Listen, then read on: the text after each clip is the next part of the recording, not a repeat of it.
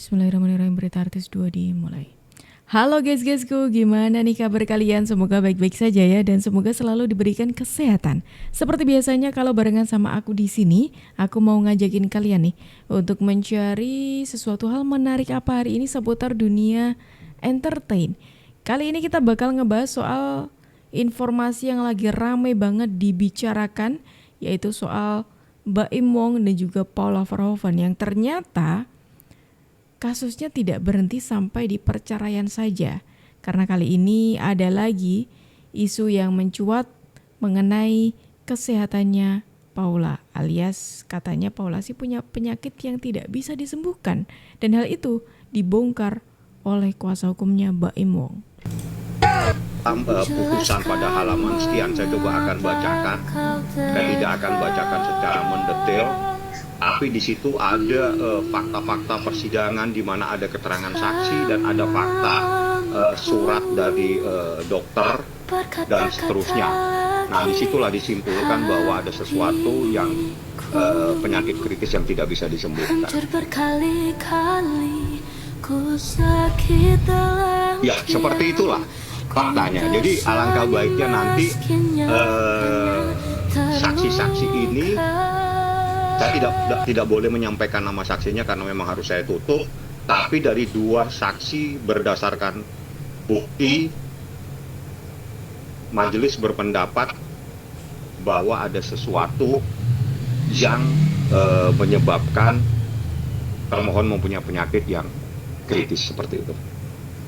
Putusan pada halaman sekian saya coba akan bacakan.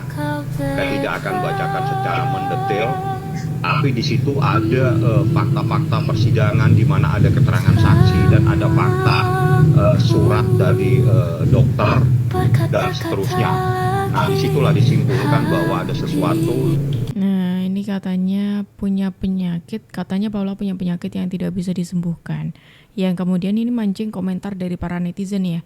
Nih yang katanya kayak gini, maksudnya karena Paula sakit kritis, jadi Paula nggak apa-apa dicerai, dijatuhin seperti itu, kejam banget sih jadi manusia. Tuh, sampai mancing-mancing tuh orang-orang buat berkomentar seperti itu. Karena memang isu mengenai Paula sakit ini baru muncul ya beberapa hari ini teman-teman, bukan dari awal-awal ketika mulai ada gonjang-ganjing di rumah tangganya Baim Wong dengan Paula Verhoeven ini. Di mana hakim yang adalah juru bicara dari Pengadilan Agama memberikan penjelasan bahwa gugatan cerai terhadap Paula dikabulkan dengan alasan katanya Paula itu istri durhaka dan ada pihak ketiga. Oke. Itu dalam hukum itu tidak ada. Di dalam undang-undang, baik undang-undang perkawinan maupun kompilasi hukum Islam, hanya ada alasan berzina. Hanya ada alasan berzina. Tidak ada durhaka, tidak ada laki-laki lain.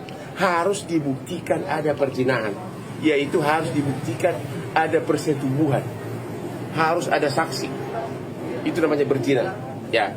Kalau saya tanya Paula, nah, jawaban Paula ini nih. Nah, ada bukti apa? Ya, Paula bilang gini. Bagi Bang Hotman, bukti selingkuh tidak ada. Bukti CCTV di rumah sedang ngobrol sama cowok itu. Ada ngobrol di meja makan, di kamar tamu, seberang kamar utama. Tapi posisi duduk berjauhan dan pintu tidak terkunci. Itulah WA DM dari Paula ke saya. Saya tanya cowok itu siapa? Cowok itu adalah tamu keluarga, tamu dari suaminya juga, dan nginap di rumah itu. Ya kalau ada tamu nginap di rumahmu sebagai jauhnya rumah, masa nggak boleh ngobrol? Hanya sebatas itu. Ternyata jadi buktinya itu, yang teman-teman. kedua ada katanya asisten yang sentimen sama Paula, dia kasih tahu ada cowok itu pernah WA isinya kangen. Nah, ini kata kangen ini kan. Kalau Hotman ngirim sama istri orang bisa ribuan kangen. I miss you, I miss you. Tapi kan itu bukan perzinahan. Dan belum tentu itu merupakan bukti perselingkuhan. Artinya kalau memvonis seseorang harus karena ada kepastian bukti. Di mana hakim yang adalah juru bicara dari Ini dibongkar lagi sama Bung Hotman Paris nih teman-teman. Ini sesuatu yang belum pernah dibuka di media sepertinya ya. Sejauh ini aku baru dengar ini soal bukti yang ada di persidangan itu beberapa poin yang mana itu tidak menjurus ke perselingkuhan atau perzinahan seperti itu. Jack Ras, kelelakian lu patut diragukan. Kenapa? Karena lu menyerang wanita yang sedang mengalami penderitaan dalam hidupnya, yaitu perceraian. Oke. Paula, dia katain seperti ini. Kalau kalian cerdas, kalian lihat aja gengnya si Baim Wong ini kayak gimana. NM, Jack Ras, ya kan? Nyerang begitu, nyerang si Paula gitu. Tujuannya apa? Kalau misalnya dikatakan Paula ini punya penyakit yang menular, udah pasti Mbak Imbong dan anak-anaknya kena, apalagi penyakitnya itu, gitu loh, ya. Kalau dibilang selingkuh yang bagaimana? Buktinya apa? Ayo, kalau lu berani koar-koar menunjukkan seolah-olah Paula selingkuh, tunjukkan juga lah buktinya. Yang beredar itu kan keintiman lu dengan si NM, dan juga di belakang layar nggak tahu dengan siapa lagi kan. Jadi artinya yang lebih higienis menurut gua ya Paula dibandingkan lu, gitu loh. Kalau misalnya cara-cara seperti itu lu untuk memenangkan hak donah atau hak asuh anak, rasanya itu juga keji lah, masa laki-laki ngelawan perempuan kayak gitu. Apalagi dengan cara lingkarannya yang nih, seperti lingkaran itu ya. apa ini, penari latar. Jack Ras ini mulutnya lemesnya ngalang-ngalain Mail atau enggak? Nah, itu di konferensi pers kan. Satu di Nah, ada konferensi. pertanyaannya gitu kan, apa kepentingannya? Kan Paula sama Baim kan biasa-biasa aja, orang biasa, warga negara Indonesia biasa. Dan kemudian orang juga bercerai juga. Orang bermasalah rumah tangga itu hal yang biasa, kan gitu kan? Nah, kemudian itu bukan suatu kejadian yang luar biasa yang perlu untuk di konferensi pers yang dijelaskan oleh suatu peradilan. Oke, baiklah. Kan Jadi itu satu, apalagi? kemudian yang kedua, dan kemudian setelah itu kan muncul nih kan kayak TikTok, kayak macam-macam gitu, dan kemudian banyak pembahasan-pembahasan. Dan situ kan ada perdebatan-perdebatan masing-masing gitu kan. Oh iya, seputar apa nih tema yang kalau dilihat tema yang Ya, kemudian itu banyak salah datang? satunya tadi yang dibilang bahwa itu adalah istri durhaka, itu kemudian perselingkuhan, gitu dan macam-macam. Padahal ya, itu kan di dalam putusan tidak ada. Gimana? Di dalam putusan itu nggak ada kata-kata perselingkuhan, orang ketiga juga tidak ada. Gitu, tetapi itu diungkapkan pada konferensi pers. Nah, itu jadi problem. Mbak kaget kan? Kaget, Nah, ya. itu dia makanya. Oh, ini ada fakta baru lagi teman-teman. Ternyata apa yang dikatakan dari pihaknya Baim itu tidak muncul di persidangan, tapi ketika konferensi pers itu muncul. Waduh. Nah, jadi kita lihatlah dalam putusan dan kemudian kok munculnya begini. Kemudian ini diambil, kemudian di-spill satu-satu dan itu direspon. Ini sistematis ya? Iya, Iya. ada dugaannya jadinya seperti itu. Iya, enggak, itu faktanya sistematis.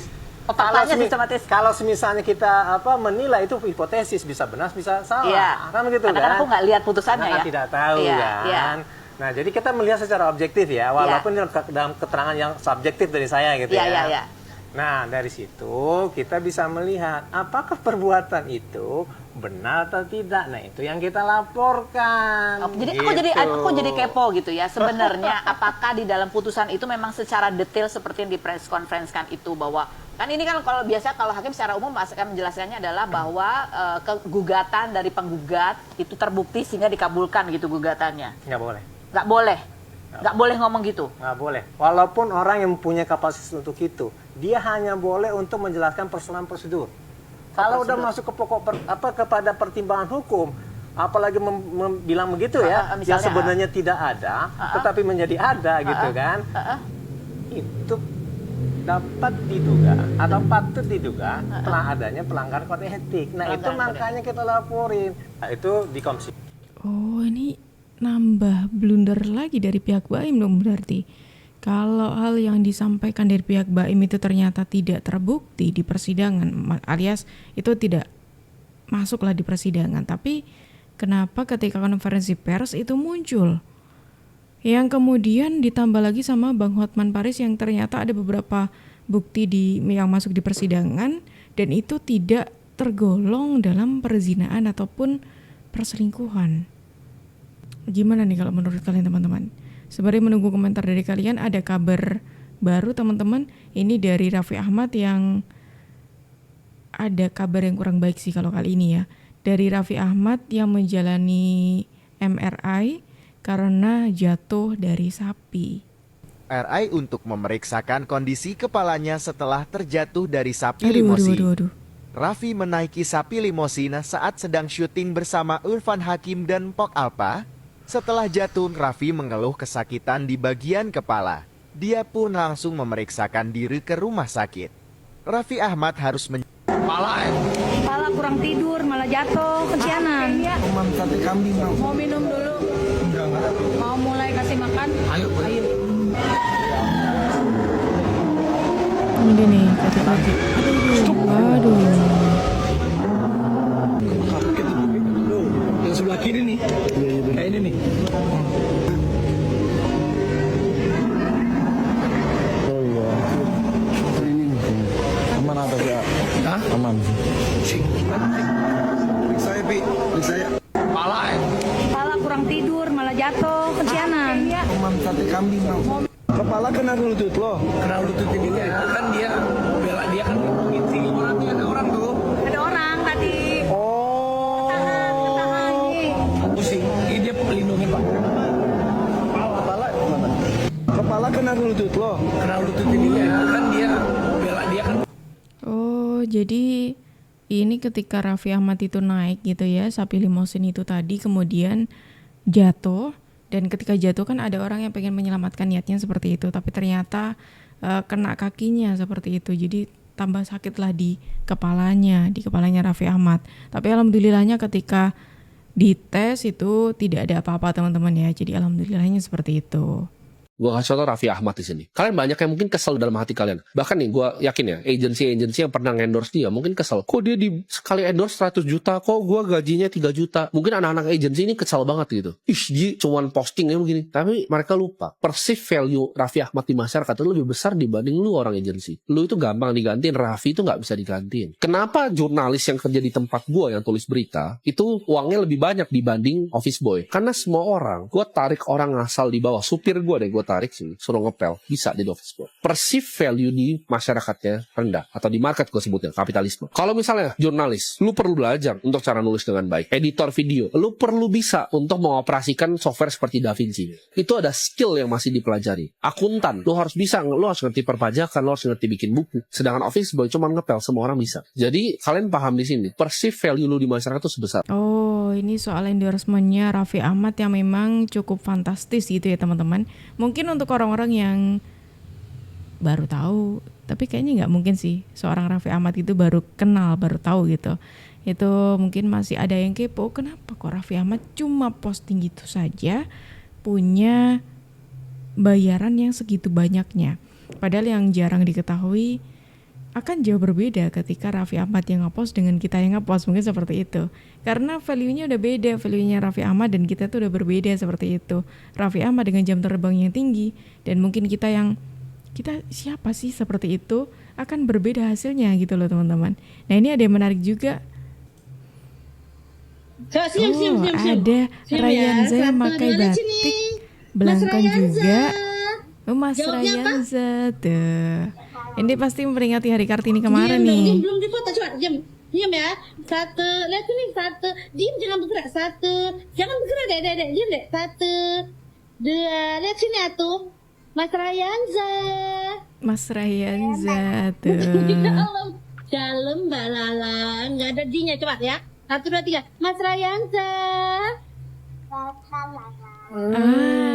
Dalam Mbak Lala tuh sini, katanya. lihat sini, ganteng. Cah bagus. Ya ampun. Cah ganteng, cah bagus, senyum cah bagus. Iya. Wih, ganteng. Udah deh, coba dadah kamera dulu. Cah bagus, dadah kamera, dadah. Dadah. Senyum cah bagus, Dadah. cah bagus. Ini sampai Nah, ini nih. okay. Sampai para onti-onti online-nya itu juga agak salfok gitu ya, katanya Mbak Pia Tugu Jogja Cipung. Jadi brand ambassadornya nih lama-lama ya, Mbak Pia Tugu Jogja tuh. Nah itu tadi informasi kita hari ini teman-temanku semuanya. Kira-kira gimana kalau menurut pendapat dari kalian? Langsung aja tulis pendapat kalian di kolom komentar. Dan terima kasih karena kalian sudah menemani aku dari awal sampai akhir. Aku Jup pamit undur diri, sampai jumpa.